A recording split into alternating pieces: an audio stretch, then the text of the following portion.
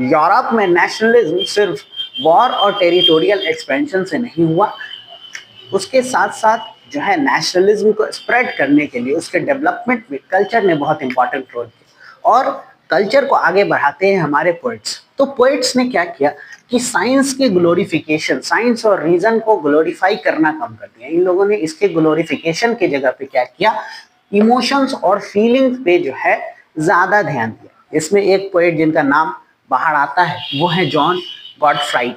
इन्होंने क्या कहा कि अगर आपको ट्रू जर्मन कल्चर डेवलप करना है, खोजना है, तो वो आपको मिलेगा कहाँ, यहाँ के कॉमन लोगों में। ट्रू जर्मन कल्चर कहाँ मिलेगा, यहाँ के कॉमन लोगों में, जिसको उन्होंने कहा दास वोल्क। और दूसरा टर्म इन्होंने कहा वोल्क्सजिस्ट। वोल्क्सजिस्ट मतलब देश की जो आत्मा है, ट्रू स्पिरिट ऑफ नेशन, जो देश की आत्मा है वो कहाँ बसती है, तो वो इसके फोक सॉन्ग्स में बसती है, वो इसके फोक डांसेस में बसती है और इसकी फोक पोइट्रीज में बसती है।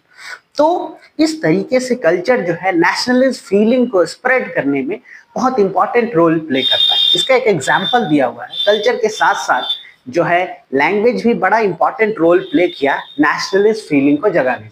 एग्जाम्पल दिया हुआ, मैंने आपको बताया कि जब ट्रीटी ऑफ वियना साइन होती है तो पोलैंड आ जाता है रशिया के अंदर। पोलैंड का पार्टीशन हो जाता है और पोलैंड आ जाता है रशिया के अंदर।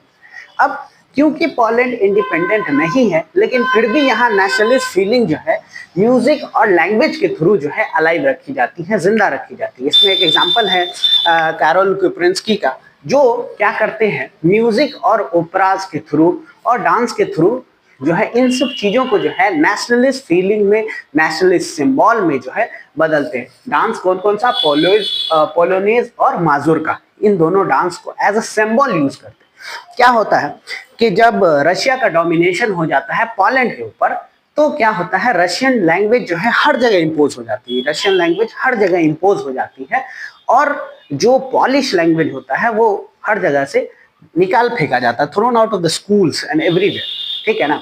तो क्या होता है, इसकी वजह से ये जो पोलैंड के लोग होते हैं वो एक रिवोल्ट कर देते हैं रशियन डोमिनेशन के खिलाफ।